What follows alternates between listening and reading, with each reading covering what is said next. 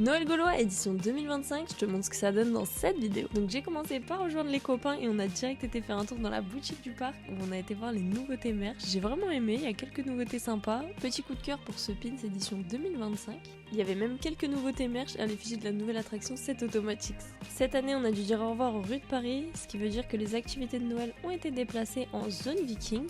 J'ai trouvé ça très mignon et ça redonne de la vie dans cette zone du parc qui est carrément morte d'habitude.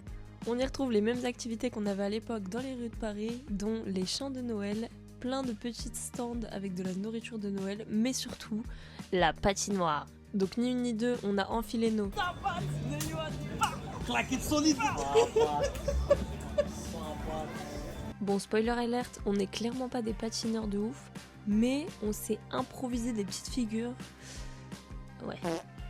Ensuite, passage obligatoire dans les jardins merveilleux du Père Noël où j'ai vu le Père Noël gaulois, il est trop cute. Ensuite, on est passé faire un petit coucou au village gaulois à tous nos personnages préférés qui étaient en tenue de Noël. Regardez-moi ça, comment ils sont trop mignons avec leurs petites bouboutes. Ensuite, on a été voir le show Qui veut la peau du Père Noël. Alors celui-là, c'est le même depuis je ne sais combien d'années, mais franchement, il se démode pas, il reste vraiment cool, c'est du patinage artistique. Il y en a pour tous les goûts, c'est vachement impressionnant et il est super, donc franchement validé même des années après. Mention spéciale pour les sangliers qui dansent à la fin, j'aime trop. Et à la tombée de la nuit, on a terminé notre journée en beauté avec le défilé gaulois de Noël.